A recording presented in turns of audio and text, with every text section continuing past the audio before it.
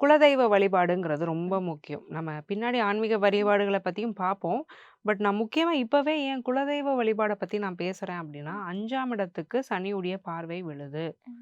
So அப்ப 5 அப்படிங்கிறது உங்களோட குலதெய்வத்த குறிக்கும். உங்களோட பூர்வீகம். பூர்வீகம்னா என்னது?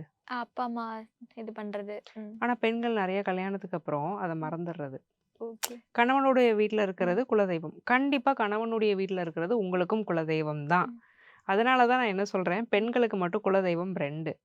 தன் பிறந்த வீட்ல இருக்கிறதும் பெண்களுடைய குலதெய்வம் தான்.